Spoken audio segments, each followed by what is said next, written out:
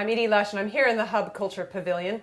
We're on the fourth day of broadcasts here from Davos, and I've got Frank Brown, COO, President of General Atlantic. Thanks so much for coming. My pleasure, thank you. I wonder if you could tell me a little bit about your thoughts, or just the beginning of Obama's second term in office. What comes to mind first off? Well, I'd like to see hope and change get executed, and I think a lot of people are hopeful for that. To be honest, I was living in Europe during the run-up to the election and most of the whole first term, and the anticipation was amazing. And I think one of the things that the president suffered from was the unbelievable expectations that were there, and I think they did a very good job in a lot of respects, and I certainly observed it firsthand on foreign policy. But I really think there are tremendous opportunities to use some of the great charisma that the president has to build some strong relationships with Congress and really decide, here's what I want to get done, and get it done. But everybody's going to have to give a little. It's a massive challenge. I It mean, is. the problem that you mentioned with Congress, we've actually seen since the 2008 election, when McCain took a break from the campaign, right, to try to get a bailout through. They were his own Congress people were voting against him.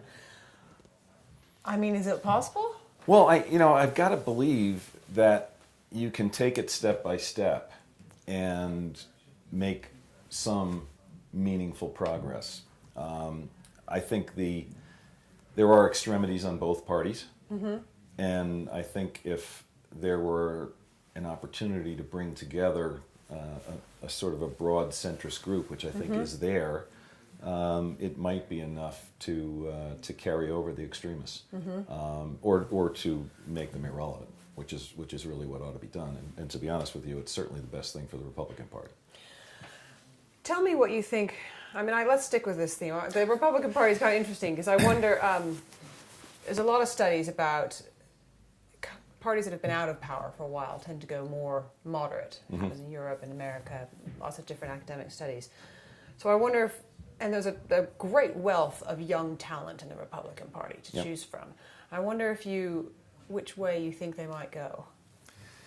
It's really hard to say.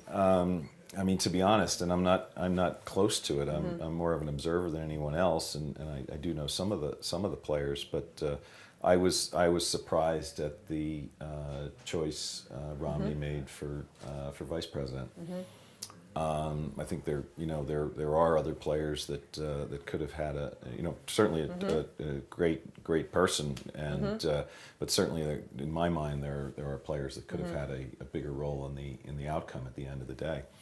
I've met a lot of people in Davos over the years. I've met Rob Portman and spent a lot of time with Rob Portman. I have a lot of time for him.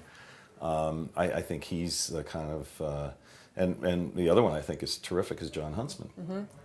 But anybody like that is going to get annihilated by the by the extreme right.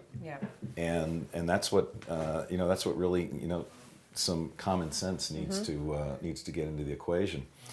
It's a horrible example, but it's an interesting one. If you look at Sarkozy in France, where I lived, and I got to know a lot of people in his administration, and believe it or not, he actually had someone come find me, bring me to the Élysée Palace right after they came into power, and they wanted to meet me and talk about what it was like for an American to run a big business. When I was in INSEAD, to run a big business in France, and what were the things that were easy, what were the things that were hard, what are the things they should focus on and try to change.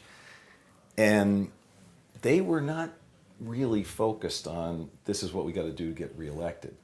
They were focused on this is what we think we have to do to move the country forward.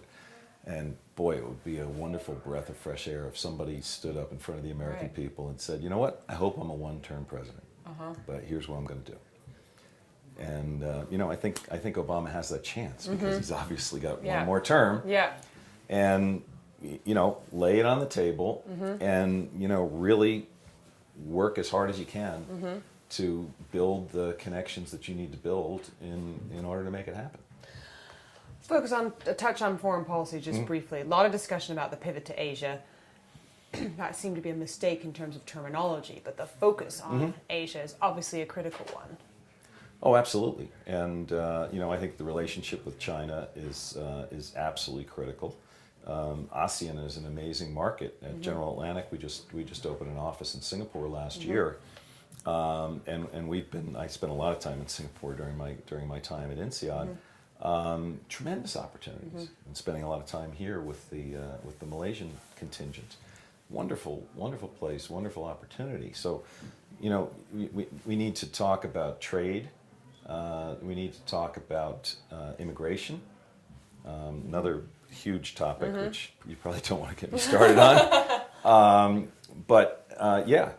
Great upside for America and for the rest of the world. When you think about who everybody's trading partners are, it'd be positive impact on Europe as well. I'm going to get you to answer one more question. I am going to tap you up on immigration. Okay. I wonder what you think needs to be done. Wow. So I'll tell you, my perspective comes from graduating 1,000 business school students a year, and it used to be that probably fully half would go to either London or New York. My husband was one of those. Okay. Okay. Oh, I didn't see that. Yeah, absolutely. Oh, okay. That's great.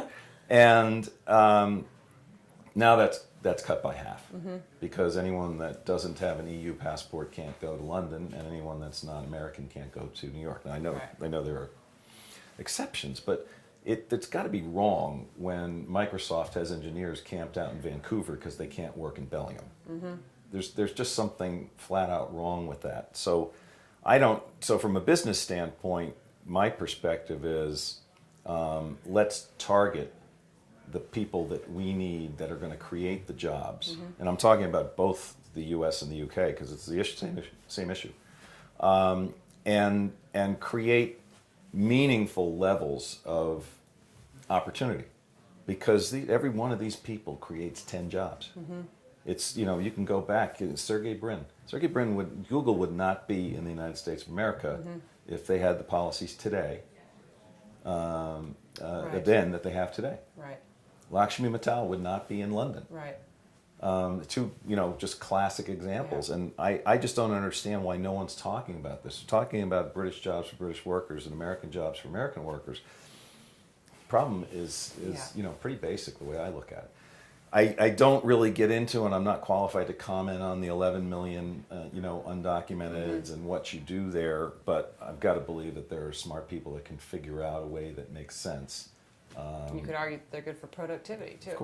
Of course. And there are plenty of people in that category who are doing jobs that would go unfilled otherwise. Oh, I don't want to leave it there, but we're going to have to. Thanks so much for popping into the Hub Pavilion. My pleasure. Thank you. I'm Edie Lush.